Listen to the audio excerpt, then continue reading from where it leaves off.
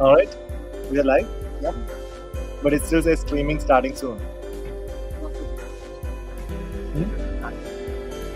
Are you sure? Don't look at the YouTube. First thing, no, this is not doing. So, I am not sure if this is live. It says streaming starting soon. No, you are in the state. Okay. Oh, okay, yes. Yeah, you're not. Okay. You are not okay. I was like, yeah, 1 second, no worries. I want to see it change now. Yeah.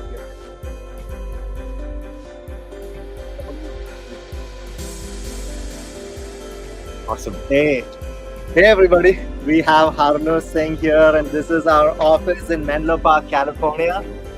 This is the Twin Mind office/house. Thanks everybody for joining. I'm Daniel. I'm the CEO of Twin Mind, and I am just a YouTuber. I've been working as a software engineer. So I'm here to host Daniel. It's an honor to be here. It's one of my favorite app I use every single day. I'm not hyping it up. I am saying honestly, I used to use a different app for my note taking. I've switched to Twin Mind, but today we're going to talk about money hacks with Daniel because he is someone who made 140K during his PhD time and became financially free at the age of 29. yeah, I can give a quick background about my life. So I came here as a international student, just like you, in 2015 to do my grad school, and then I actually figured out a bunch of hacks where I was able to work at Google and work from in other places as a PhD student and CPT throughout the year, and also work in the summer. And I was actually, able to invest every single dollar I made as a grad student, and then worked at Google, JP Morgan. Ended up making $1 million by the time I was 27, and then kept investing more and retired at 29. I thought I would just retire and just travel the world. Did that for a couple of years, and then I started Twin Mind. I came back here to California to start Twin Mind. But I had all these students, including our interns and a lot of people during the. Oh, they can't hear us with the background music.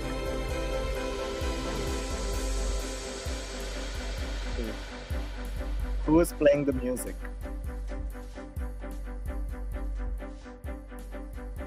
Sorry about that. Sorry I think about they're gonna fix this soon. Yeah, just a minute. Sorry.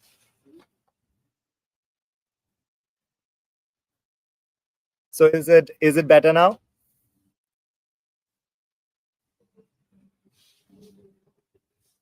Can you all hear us now? All good. all good. Awesome. Okay, so coming to the main point, why should students watching us should stick with us for the next 1 hour and hear and listen to you?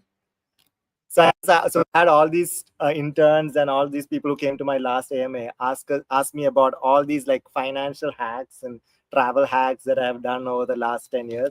And I thought this would be a great thing to like tell everybody, not just people who know me. So uh, everybody put together this AMA so that I can like tell the whole world about these hacks that I've been figuring out over the last 10 years, including how I was able to work as an international student on CPT and make over $140,000 a year as a PhD student while enrolled full time, and then invest in a span of 5 years, go from like $900 to over $1 million by the age of 27 and becoming like achieving that financial independence at the age of 29.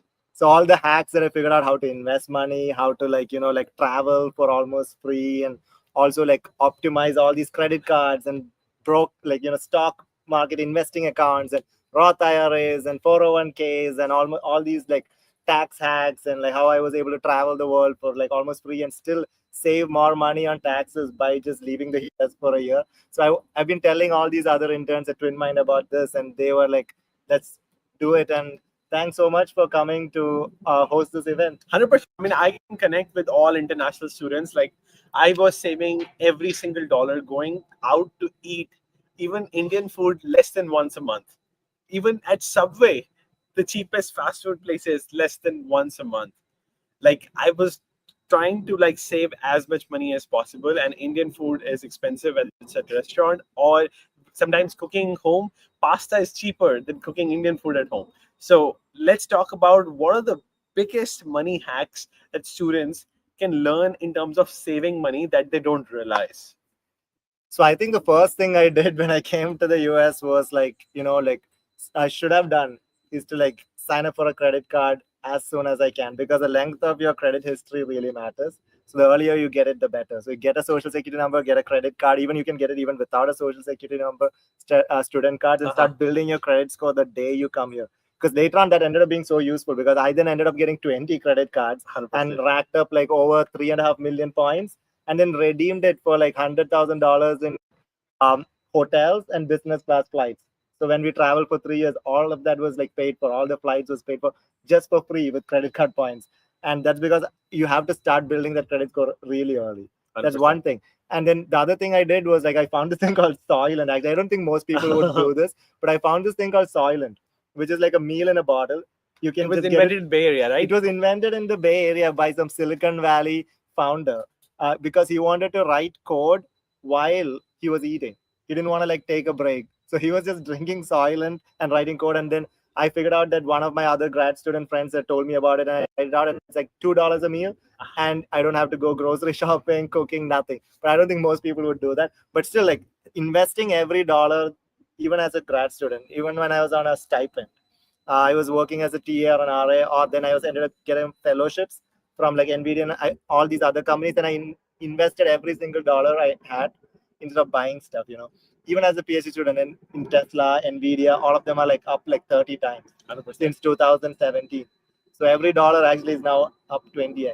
So investing as soon as possible. Yeah. Now, can you define financial independence as an international student? So we're gonna let everyone type their questions as well, because everyone watching want to achieve financial independence, and especially when you're not making money as a student, investing your parents' money in US stock market, it doesn't feel like an easy or like legit option for them. So one of the best things you can do as a student in the US is like you can actually work throughout the year. So I started doing this from my very first year here. Is that there's something called part-time CPT. You can work 20 hours a week, anywhere on campus, off campus, anywhere you want, as long as it is somewhat related to your area of research or area of study. I was doing like astrophysics, computational astrophysics. I was able to work in the industry on computational science and like machine learning. So I worked at Wolfram Research and off Google. campus. Off campus. Off campus, like it's not on campus, but you have to wait till first 2 semesters are over, and then you can not just work off campus like in big companies like in summer, but also during your classes in fall and spring, while taking your classes part-time 20 hours, and make more money because industry pays way more than campus. Yeah, and you can also stack scholarships on top of that. I was able to apply for scholarships and fellowships, so that if you like, I did not get any in my first year, but I kept applying and I got a bunch in my second and third year. So you can actually rack up multiple fellowships, which means that you don't even have to do a TA or an RA.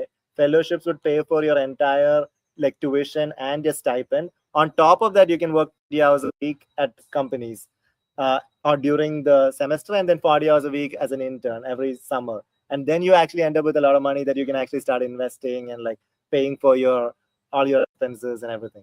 Interesting. So stacking up fellowships, like when I was working as a master's student, I got fellowship as well from the university, which pays for my tuition. Let's say research assistantship. So how do you maximize your fellowship opportunities? You're saying if it's easy that by like I got 50,000 Nvidia fellowship. It sounds easy, but it's not for most students. How can they maximize these opportunities in terms of fellowships So and scholarships? So the reason like I was able to get it is because I just applied to like like 30 or 40 different ones, and I got rejected by all of them the first time I applied.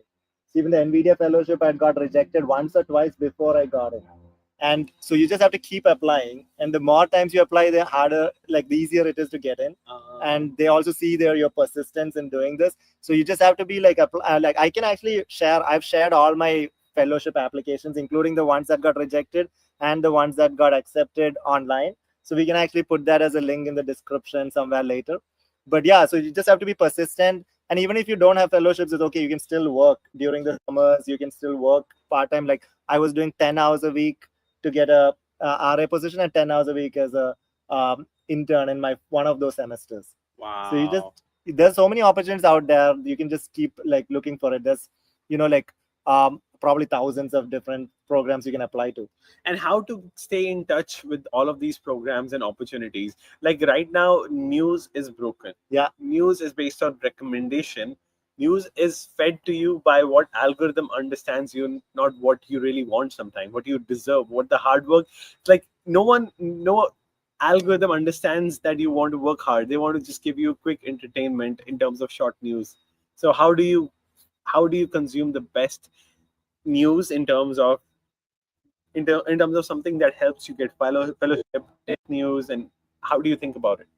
Yeah, so I think opportunities. It's easier these days, right? You can actually go ask ChatGPT, Perplexity, TwinMind, any of these models to go through and like find every single opportunity that you can ever apply for, as given your like whether it's year of school you're in and like where you are at and all that, and it actually would do a great job. So AI is actually making it easier to find things.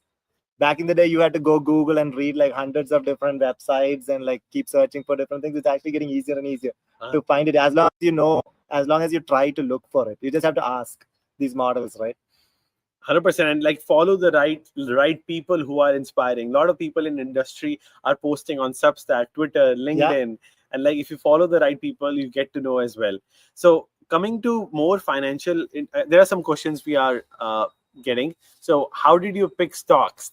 And how can we get a list of these fellowships? That is very helpful. So let's go with the list of fellowships first. So I have applied for fellowships a long time ago, so the list might have changed, but there is a lot of programs by Microsoft, by Google, by like Facebook. All these companies have programs for students. They have like Google has programs for both undergrads, grad students, and so on. If you are like passionate about a field, OpenAI has programs. All these companies are now having programs to incentivize students to like both for internships and also for like research grants and fellowships and so on. So it's like I'm come out of date with what is going on right now because I graduated in 2018. But like this is something that we can actually put in a link or something after the talk. Sure. But then we can talk about the next one. Like how do you pick stocks? I think Warren Buffett had like the best advisor. You just invest in companies that you like, that you actually use yourself and you see your friends using and are popular and people love it. So at the time I was just obsessed with tech, right? When in 2016-17 I was working on AI and I was applying AI in astrophysics, and I just was obsessed with AI, and I was like trying to find which companies would be working on AI and that I actually liked. So I liked Google. I like invested in Google. I like Tesla because they were doing self-driving cars. I invested a lot in Tesla. Nvidia. I like playing video games, but also like they were doing a lot in terms of AI, machine learning models, training with GPUs. So I was just trying to see like what are the companies that I know about, that I understand, the topics that I understand, and then I am better than others at investing in areas that I understand. right? So if you are specialized in some area, chemistry or biology or whatever, and you look at what companies that you understand and what they're doing well and their products you like, that's one way to do it. Another way is just to buy index funds. If you want to be just lazy, just buy like I put like 80% of my money in just index funds like VTI, S&P 500, VOO, like Vanguard index funds. Everybody has these index funds that just buy the top 500 companies in the US, or all the top 3,000 companies in the US weighted by market cap. You just buy it and you forget about it. Somebody has a quote, right? Time in the market is better than timing the market. So I stopped trying to like trade. I just buy and hold forever, because the 100%. time in the market always beat time in the time. Uh, Timing the market is extremely difficult. Nobody can do it. Warren Buffett actually had a bet with all these top hedge funds in the world that over 10 years, if they're able to beat S&P 500, he would give them $1 million. He gets $1 million, and he won. Yeah, 100%. And studies show that a cat that randomly buys hundreds of stocks can beat an experienced financial advisor who's like trading, buying and selling all the time. That is so true as well. Like some random guesses can be better than humans guessing. And most importantly, I think Warren Buffett has a Q&A page. If you just Google Warren Buffett investing Q&A, all the advice he has given in life are over there. All the questions he's been asked in life. And the biggest lesson what I've learned is he says that 99% of the people watching will be better off just by holding S&P 500. Yeah. And 90% of your assets should be just there, and just play with 10% of your asset. If you want to pick stocks, just pick for the 10% of your portfolio. 90% of the portfolio should be just index funds. You agree? Yeah, I completely agree. I mean, that's why I just do it right now. Also, your time is worth a lot. I think as a student, you're already paying a lot of money and like taking time out of your life to go to grad school or undergrad. And you should not be like spending your time to save a little bit of money here and there. Like Sam Altman has a quote, right, where he said he was acting like his time was worth $500 an hour, even when he was 19 years old, because someday it will be. So if you're investing that time in yourself, like you're investing the time in your brain will grow exponentially. Like just like money grows exponentially, your skills and your ability to earn money will also grow exponentially. If instead of like doing activities to save a little bit of money here and there, you're spending the time building skills, building knowledge, learning new 100%. things. And think every day as if like that as well. If Uber Eats or DoorDash saves that time, you're thinking yourself that you are getting $500 an hour. You deserve that. So even if you're spending in things that save your time, it's totally worth it. And now here comes the next question. As a student, how much should I aim to invest each year? I think someone answered it. Just like 10 to 15% of income. I mean, I was investing about like 80% of my income or something, and not keeping any like. Not as a student, Plan but B. I think the rule should be that this is my personal rule. Like you should like just buy all the essential things you need. Nothing that's like a luxury or like like that you don't really need to survive.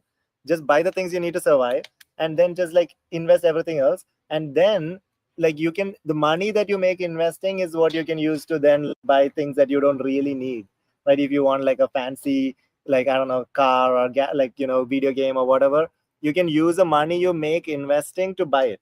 So like, but only use the money that you earn by selling your time. You only use it for essential stuff. 100%. That's actually good. So the more money you invest and make, the more you can then later on in life buy luxuries. So yeah, and just like buy the bare essentials and just invest the rest. And the biggest thing we can learn from him is he's a minimalist. The biggest quote he taught me: the stuff you own ends up owning you. Stuff you own ends up owning you. Like, can you break it down? Yeah, so like especially in your 20s, right? Like you should like, I don't think like you should be owning a lot of things, because every dollar that you could be investing would like grow exponentially by the time you're in your 30s. So like especially as you're young, it's better to be free. Especially you can if you don't own anything, you don't buy a house, a car, like all these things that tie you down to a place. You're actually more free to go and like find the best opportunities. If you get a better job in a different city, or you find a new opportunity, you want to travel the world, you can actually do more, and those experiences are worth much more than all the things that you can buy and that constrain you to live a life in one place. Like buying a house early, having a car early, even like having kids early, all these things lock you down to one place. and then you're limiting the constraining your opportunities and like future potential. Yeah, the friction. For example, so many people will get opportunities to work in Bay Area, Chicago. Like even as an international student, you need to apply all over the US. So let's say you're not owning much stuff. You don't need to bother your friend that, oh, take this suitcase, please help me carry it while I move to a different city. So less stuff you own reduces the friction to move to a different city, friction to move to a different country, even, and reduces the stress in your mind. Yeah, so everything. So my wife and I sold everything we owned in like 2020, and we only had one backpack each, and then we were just living for 3 years in all these 27 countries. We just lived from hotel to hotel to hotel, Airbnb to hotel. We just kept jumping, and 1 month in each country, and that was actually so freeing. You get a great experience. You learn how to live, be happy without owning things.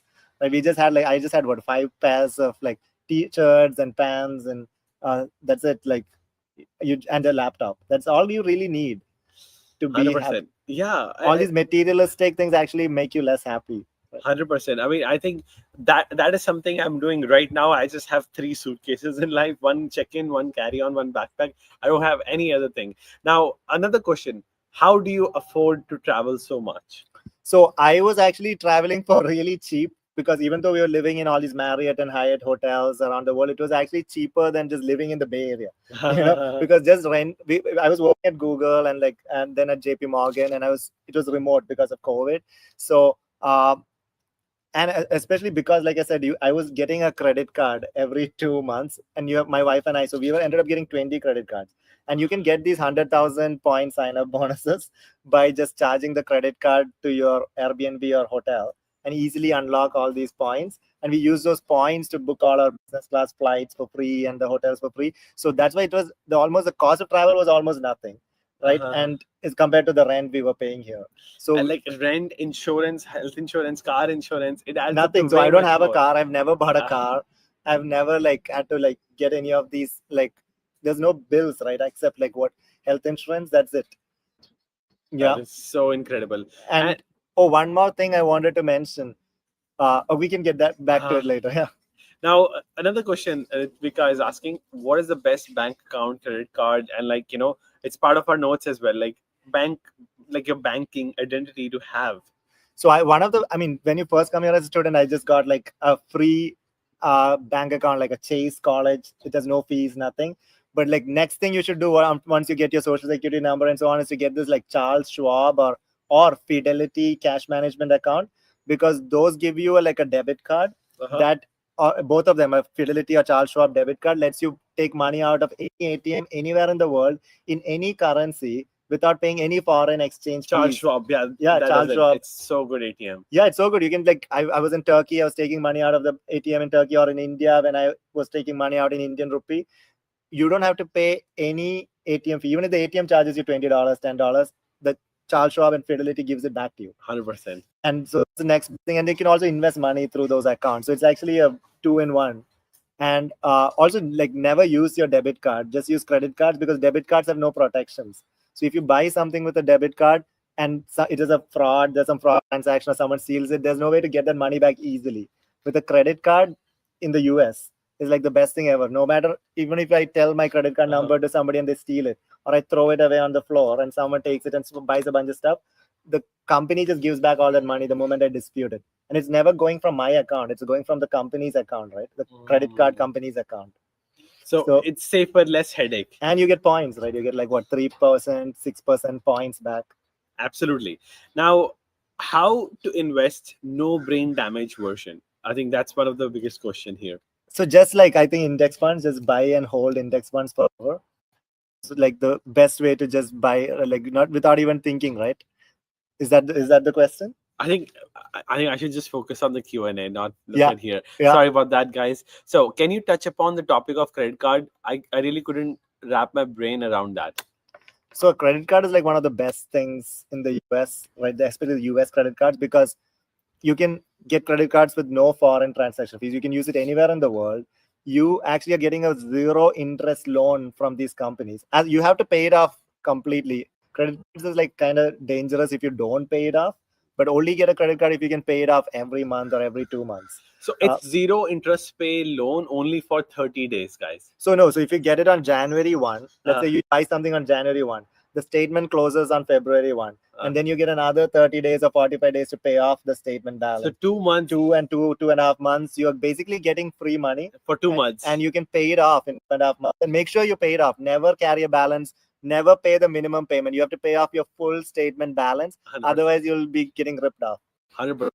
And now, important question, a good question someone asked is, how do you figure out taxes? How did you manage avoid having to get green card citizenship? So let's talk about first taxes.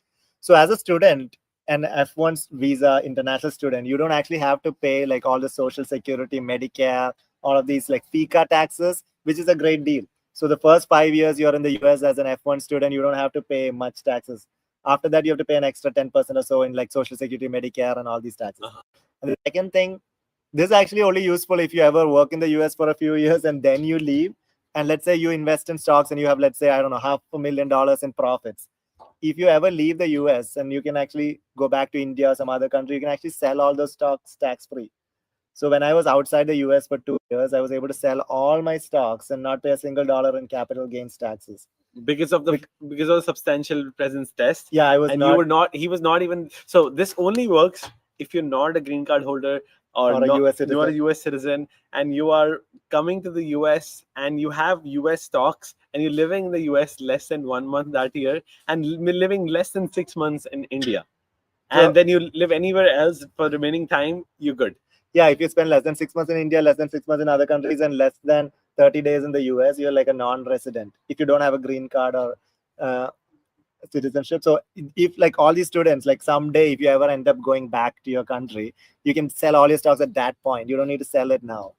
This is such a good advice. I mean, that is only needed when you are like rich enough and you want to sell, at some point, if in 10 years, I have a lot of friends who actually got laid off or whatever and went back to India.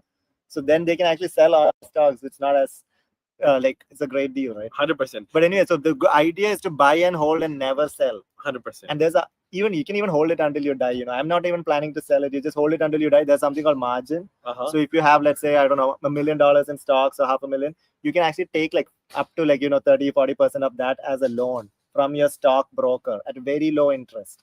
So I have $1 in my bank and I just pay off all my rent and everything just the stock account on margin. So, but it's like once you have enough money, like as a student, I wouldn't recommend doing that.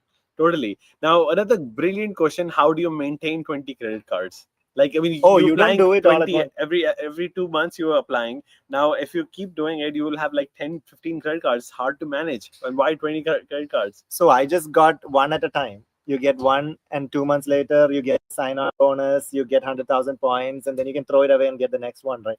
You cancel it. You just don't cancel it. If you cancel it, your credit score goes down. Oh, they can't hear us. Oh, what happened?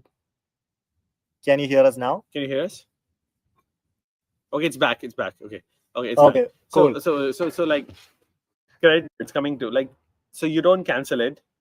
So we don't never cancel a credit card, by the way. Yeah. So I don't cancel it. You can always downgrade it to a free card.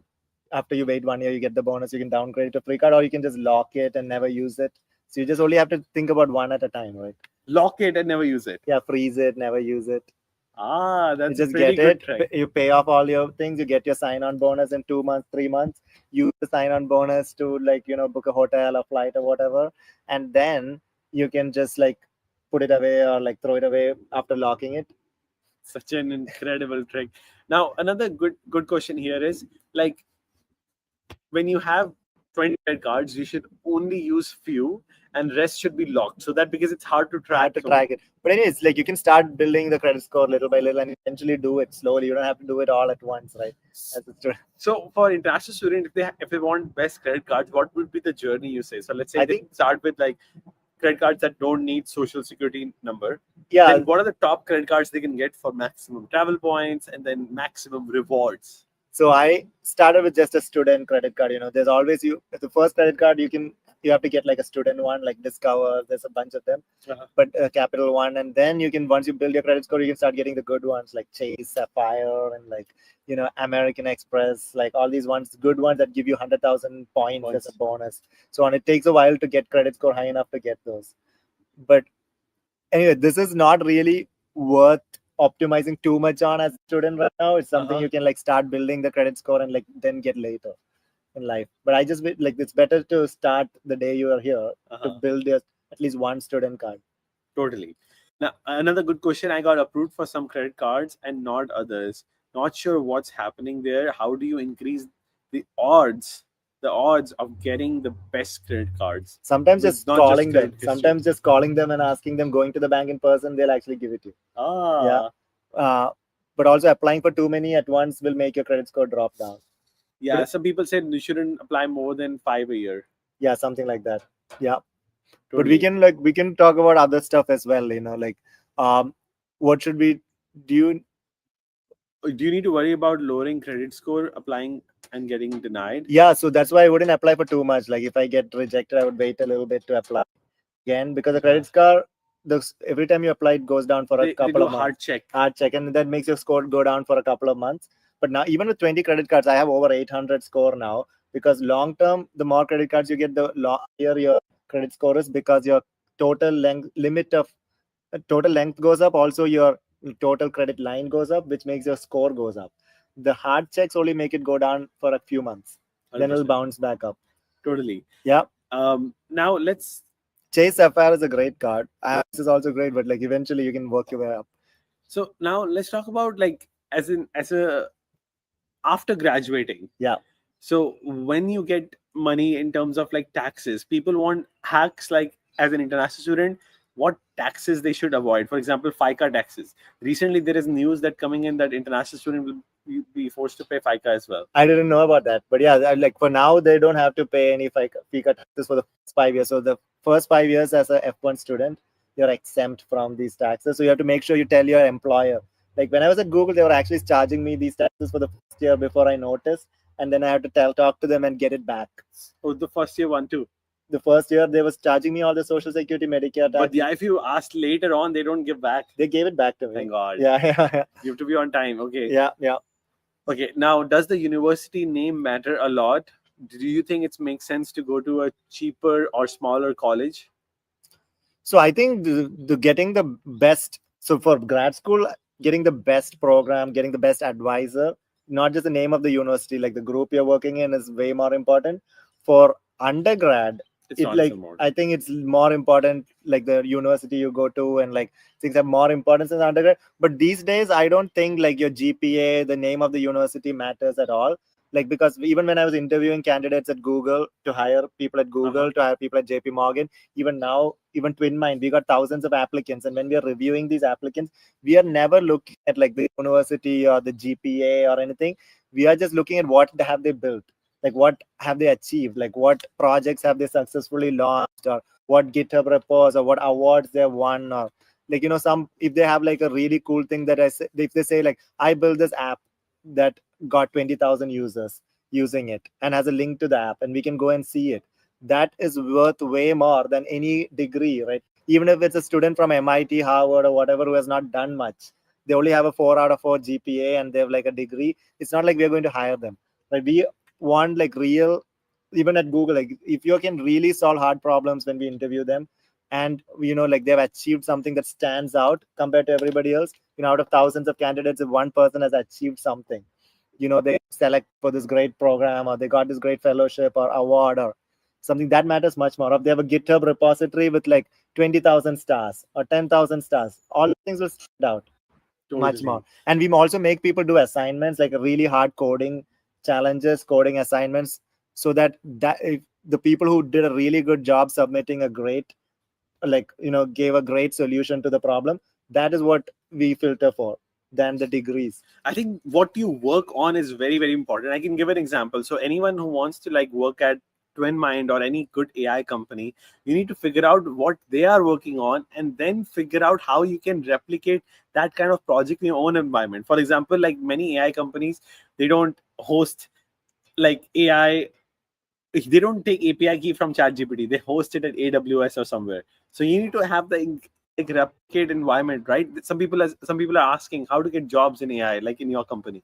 Yeah, so to get jobs, like we have like thousands of people applying, and then like we give them like a really hard challenge to solve, and if they do a fantastic job at doing it, or even if they like replicate the twin mind app or something, some piece of it, and say like, hey, I built this thing and look, it works so much well, or it does something better than the way we do it, and send us a link, that's like a great way to hire them, right? 100%. Because they're like, hey, I built a version of your app that's better, Or and here's the maybe link. or build the watch version. Yeah, do We something. need that. They need that. Yeah.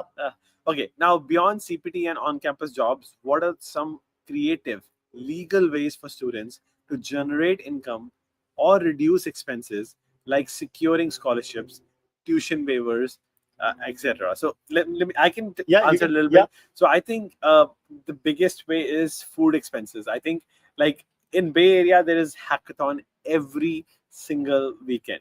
You go to that hackathon, stay for the weekend there. They give you breakfast, lunch, dinner, and I spend basically in Bay Area breakfast, lunch, dinner. Even if I do it at home, cook it at home, it's at least $30 a day. So you save That is, so investing is one way that we can legally make money to if you have some money. But other than that, like like I think we I was able to win awards too. Like research awards, like just applying hackathons. Like people are winning like some money in hackathons, like $500, $1,000. You can win awards in competitions. And what are some other ways we actually we all also you can get net if you go to all these networking events, you can always get free food and snacks, so that's one. And Soylent was a great way for me to at least some meals I was able to save so much money and use that money to invest. What are other creative ways? I think like just like or even they include like scholarships and all that. So just working at a research lab in your university, right? Even my wife, when she was doing her undergrad in the US, she was able to work at like 6 different research labs. And some the first one might not pay you because the first time you don't have any experience as a freshman. But then once you have that experience as a freshman working at a research lab for free, in your second year and third year, you can get into better research labs that actually pay you, right? You can do research in your university and get paid. You'll get a tuition waiver as well.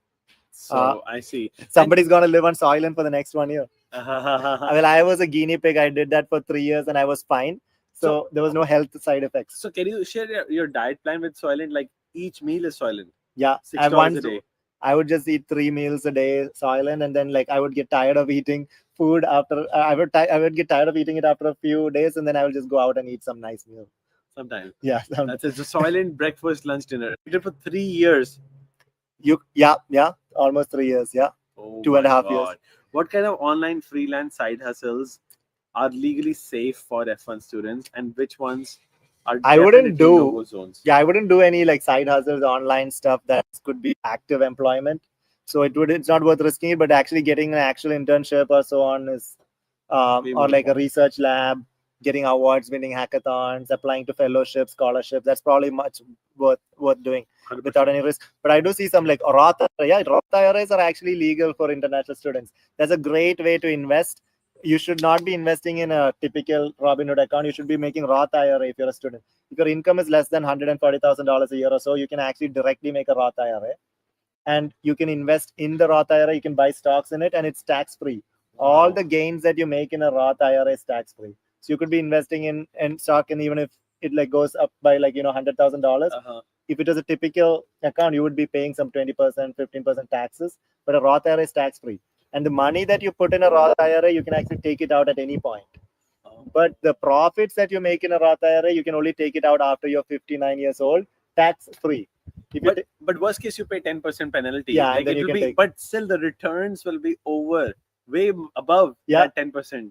Yeah. penalty. I mean, you have to pay 10% penalty plus the taxes if you take it out before 59. Yeah, But will still, be way it's more. still worth it Worth it. because there are also situations where you can take it out to buy your first home and all of these things. So there are exemptions where you can take it out before 59. That's true. First Yeah. home. That's a great way to like save up for your first home if you want to buy. So you say $300,000 in taxes by refusing a green card. Can you add on that? So I actually had a chance to get a green card early on. Like instead of that, I opted for the O1 visa instead of the EB1 green card. Uh-huh. And the reason, and that because I was leaving the US for like traveling for a few years, and if you're on, like you said, if you're on a green card or US citizen, you have to pay taxes on your global income, even if you don't spend a single day in the US. So that is the reason why I did not get a green card back then. I just got an O1 visa, and gives you more financial flexibility. And like I said, I could sell all your stocks when you're outside the US tax free. So that was a question. I think we covered some of before. 100%. Yeah. If I move back to India, can I still use my Roth IRA after I turn 60? So in the US, you wouldn't be paying any taxes, even if you're living in India. But the Indian government might tax you, so you have to like look into the Indian taxes. So Yeah. India has something. India specifically has something called the RNOR status, which for the first 2 years after you go back to India from the US, after you leave India for a few years and then you go back, you don't actually have to pay any taxes on foreign income in the first 2 years. Called RN, resident but not ordinarily resident. But that's only specifically for India. Interesting. Yeah. Interesting. Any tips on reaching out to research positions?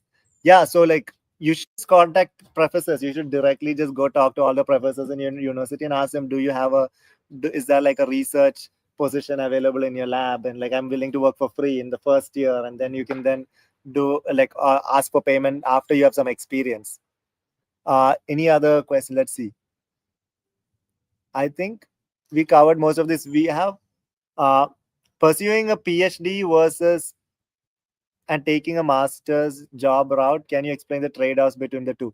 So actually, one of the best hacks is if you get into a PhD program and you decide you don't want to get a PhD, you can always leave with a master's degree in 2 years. So just commit for PhD and then worst case do a PhD. Yeah, if you don't, masters. Yeah. if you get into a PhD program and you don't like it, you can always leave with a master's after 2 years, and that means you've got a free master's degree. You don't have PhD programs are funded, so you don't have to pay for a tuition. You don't have to. You get paid. You get paid like $2,000, $3,000 a year as a stipend. So whereas if you go for a master's program, you have to pay tuition. You don't get a stipend. So, Whereas but it's hard. You getting accepted as a PhD student directly from undergrad is extremely hard. It is extremely hard. So I did my undergrad at IIT Bombay, and then I applied to like 9 PhD programs in the US. I got rejected by 8, and I only got into one, which was University of Illinois. And so it is a little hard, but if you apply to a lot of places, so and then the advantage is like even me after my first 2 years, I was planning to leave with a master's degree because I had job offers from Google and NVIDIA and so on. But then I got this PhD fellowship, and I thought, okay, I will stay one more year and do my PhD. So I actually have a master's degree, and then I decided to leave, and then I decided to immediately come back, and then I continued my PhD. That's how I like did it, like 2+1. Wow, interesting. Now, for students watching right now, what would you advise them? Like, is this the right time to get PhD or masters? I think right now the best thing to do is to build something. It's to like actually build skills, building like a product, doing a project, putting something on GitHub, launching your app, like getting users, like that kind of skills, like or like publishing papers. All of those skills is like much more important than like getting grades or courses or even doing a degree or a PhD. If you can actually coming to the US is worth it to do a degree. But if you're already in the US, then like you should just be building things and trying to get like a job or like make some impact, right? Because with AI tools, you can achieve so much more these days. Anyone without even a degree can like do great research, do great projects, start a company, apply to Y Combinator, like there are so many opportunities. 100%. I don't think it is worth doing a 6-year PhD right now. Yeah. If you really are passionate about research and you really care about like advancing knowledge and publishing papers and like becoming a professor or a researcher, then it's worth it. But if your goal is to just get a job, I don't think it is worth doing that long. It's a 6-year, 5-year process. 100%. And I think at the same time, we should remember like not everyone can like think about quitting college. It's only for few students out there who are in their first or second year. They have the maximum leverage right now if they're able to build quickly they can quit college and like get into YC and get accepted. But people who are in third or fourth year, they're not able to decide because they are so close to their destination. So if you, the younger you are, more leverage you have, and things are in your control. So if you're younger, just go out, take risks. Yes, and if you're even if you're in your third or fourth year, the best way is like we actually have students who are doing their part-time CPT and working with us, right? So that's the best way to get a job, and also have impact while you're in school. You actually learn real-world skills working at a company, right? Even when, and you probably would learn more than you would learn in a course by actually working in a company on part-time CPT, like a startup. So we actually have many students who are doing the part-time CPT, and they say that they learn way more working here directly with people who are experienced and building real stuff than they're learning in courses. 100%. Okay, we have more questions coming in. So, suggestion for all of us non-technical people: what should we be building? And before that, I also see a question that says like, should we do a master's in their home country and then apply for a PhD in the US? No, I don't think so. The best thing about US is you can directly apply for a PhD without having a master's degree. So it's not really worth doing a master's and then doing a PhD, because it'll take you the same amount of time to do a PhD in the US if you already have a master's, or even if you don't have a master's. I did not have a master's and I was still able to do it fast. So it doesn't really add any value. But yeah, the next question was like, what do non-technical people do to build something? Like, if even if you're like non-technical, let's say like you are like what? Let's say you are like a, I don't know, designer, like, or a writer or whatever. Like, it's all about what have you done. It's the first question we ask when we um, hire people. So, like, what have you won? What experience do you have? Where have you interned? Like, what did you do in that internship? What is the, like, how, even if it's marketing or design or writing, like, send me your blogs that you've written, or stories that you've written, or marketing campaigns that you've ran before. How successful was it? Like, how many followers did you grow your social media to? These kind of things are what we look for. If someone is applying to us for a marketing role, we will ask, like, how have you marketed yourself? Like, how many followers do you have on your social media, or have you marketed something else? Have you grown some other company? So it's about all about experience, and as a student you can get experience on part-time CPT 100%. I or think it's, internships. and it's about trying new things. I mean, sometimes problems that your team, you are facing in your life as a student or around you, if you solve it, that's what YC wants. Yeah. But that's what all the accelerators wants. I see a question whereas like something about the O1. Are you still on O1 visa? What are the implications for growing a company in the US, building and growing a company? So actually, right now is the best time to start a company, because now all these rules have changed where you are able to start a company on OPT. You can actually start a company on OPT or even on CPT actually. And you have to, I'm not a legal like tax attorney, so you'll have to verify all this. But I think that you can start a company on CPT, OPT. I've seen friends do it. And you can even start a company on H1B. You can self-sponsor your H1B. You can also start a company on O1 visa. And there is also, I actually have got all the visas. I've got J1 when I was an intern here. Then I got F1. Then I got H1B. I got a B1, B2 visa, and I got a O1 visa. Even on a B1, B2 visa, you are actually allowed to own a company in the US. You can't technically work or get paid, and you can't do like active work, but you can still do activities like fundraising, right? You can still do like, so I was able to like, own, incorporate a company in the US, a Delaware C Corp. I was able to um, get funding, talk to investors, get funding. These are all legal activities. You can come to the US to talk to investors, get funding, incorporate company in the US, all of that, even as a B1, B2, like a student, as a visitor business visa. Interesting. Wow. Yeah. That is so But you can't fascinating. actively work or make money. Wow. You can still pitch to investors. Yeah. And then you can raise funding, you can incorporate it, then you can sponsor your O1 or H1B, and then actually start working. Excellent. Excellent. That's amazing. So, what are the, let's read more questions. Yeah, let's go down. What are you, let's go from here. Is there a benefit to prioritizing O1 visa versus an EB1A for building stuff or growing a company? So the advantage of O1 visa is it's really fast. If you pay for premium processing, you can get it in 2 weeks.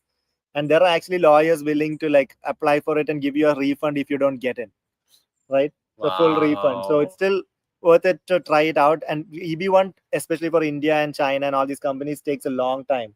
It's like backlogged. It could take like 2 years.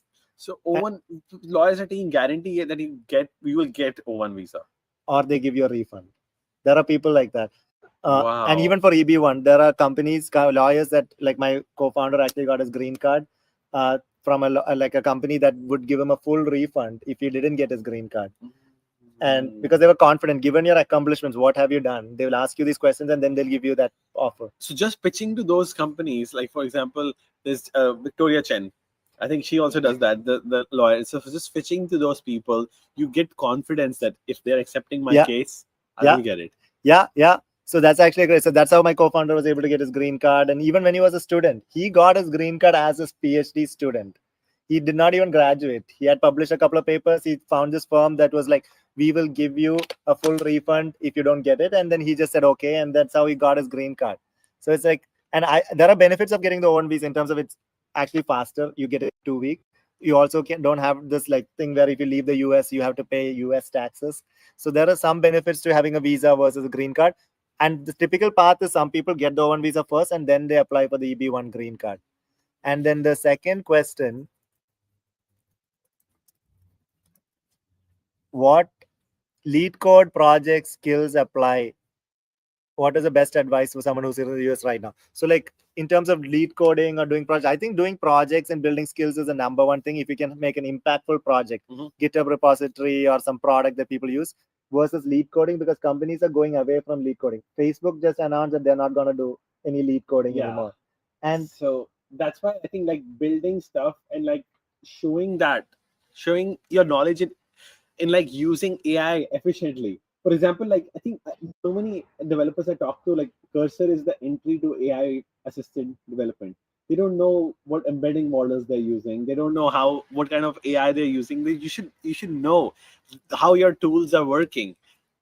So if you can code using AI well and you understand how AI is helping you code well, you can do the same in AI interview and you can do the same in actual workplace as well. yeah, so and lead code is going away, especially companies like Cluely and like Final Round AI and all these companies make it so easy for people to cheat on lead code. Companies don't even trust it anymore, right? What they will trust is what you have accomplished before. And also another thing is to grow your personal brand. I think that's more important than ever. I mean, you are an expert at this, right? You are growing your, like, I have friends who got jobs by just posting on LinkedIn all their like projects and building a following, getting like 50,000 followers by just talking about AI, sharing their like collab notebooks or GitHub repos that are actually others find it useful, or they just talk about like what they learned today about AI and like write nice Medium articles or blog posts. That alone is a sign that these people are actually like building their personal brand and they know the stuff they're talking about.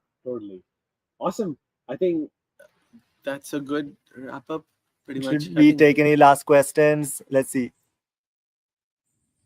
Yeah, I think that's like immigration question. I think if you don't have research papers, you can still get O1, right? If you get into a very selective program like Y Combinator or like some other like very selective awards. I have friends who did not do a PhD, had no papers, who still got O1 visa because of their like accomplishments or impact or projects that they've done. I think we have covered all of these things. Is there anything that's very exciting that we missed? No. Credit score, we covered that. Travel points. Yeah, we working, covered all of that. Yeah. Career, negotiating your job is actually something we forgot to cover, right? A lot of people had asked me that question. So it's very important to negotiate your job when you get it, right? People like do interviews one by one instead of scheduling it all in the same week, right? There is this great article by this guy, Hazib Qureshi, about how to negotiate your job, how to get job interviews, how to coordinate it, and how to negotiate salary, which is like a super viral blog post. We can link that in the comment later. Hazib Qureshi, about how he like 10 tips to negotiate your offer. Oh, wow. And that's a great article, and it's worth. So basically, the idea is, that one, right? 10 rules. This one. Hasib Qureshi. So 10 rules for negotiating a job offer. So the basic idea is whatever you do, even if it's fundraising or even if it is like getting a job, whatever it is, you have to create like a demand for you, right? So if you can prepare for all these interviews, but not actually schedule them, but then schedule like 50 companies or 30 companies within like a narrow window of like 2 weeks, then you can get a bunch of offers in at parallel and use that to negotiate. And it also makes it easier to get job offer, because the moment one company puts you in the final stage of the interview or gives you an offer, you can tell all the other companies, hey, like, I am in the final stage at this company, can you accelerate your process? I just got an offer, I have to make a decision within like 5 days, can you accelerate it? And all the other companies will want you more. This is genius. They will actually, because of the fact that you're telling them, because we are interviewing like hundreds of candidates, if one of them tells us, hey, we just got a job offer, I have to make a decision within 5 days, we are going to let him skip the line and pay more attention to that guy, because we feel like this guy is actually really good. That's why he has multiple offers or he got another offer. So having coordinating 20 job interviews within 2 weeks, and the moment you get one job offer, even it's from a really like low tier, like even if it's like really low offer from a company that nobody has heard of, the fact that you reached out to all the others saying that you got an offer and you have to make a decision within 5 days makes everyone want you more, and you get to skip interview steps and then land like 5 10 different job offers or 5 job offers at the same time. And then they will be in a bidding war where you can negotiate your salaries. I have friends who double their compensation. I was able to make my compensation go up like 80% by getting multiple offers at the same time. So that's actually really worth optimizing for. Like these advice mentioned by Hasib is brilliant. Like, look at this. Information is power. If you know what information you have about what salaries they give, if you know that they're giving out extra to them, then you can keep the door open and tell them that I'm in final stage with other companies. It's genius. This is definitely worth reading. He goes into really great detail about the psychology of recruiters, psychology of hiring managers, companies, what their perspective is, and so on. Excellent. And let's see more questions we we have. actually had some in that. Let's see. Taxes and retirement We covered. wealth, Roth IRA. minimalism, life design, we did it. Starting a company and fundraising. I think we covered a lot of that. Raising money and like, yeah, so at money option transfer and how it's financial stuff works, it's pretty obvious. So you want to cover this? Rapid fire. Yeah. Yeah, I think we can cover some of them. I think, yeah, like the countries that I like traveling the most, right? I think Japan, Iceland, Peru. Why? All of them are really different. And I'm from India, so I didn't count like countries similar to India, like Sri Lanka and all is really great. But Japan is like by far the best place. Both me and my wife like the most, in terms of like beautiful natural stuff, beautiful man-made stuff, great food, great, really clean, great public transport, very different culture, very well preserved culture. So it feels like you're going to an entirely different planet. It's not much influenced by other Western cultures. Yeah, so then there's like really a lot to see, the whole country. What other things did people ask? One purchase to skip in college. No, I think we've covered almost all of these. Awesome. Yeah. Awesome. Yeah, thanks so much. So much, everyone. Everybody for joining, and we can put which part of Kerala? I'm from Kochi. Yeah, I think we can wrap up. Thanks so much, everyone who showed up, and put some links and everything later in the YouTube channel post. Awesome. Thank you. Bye.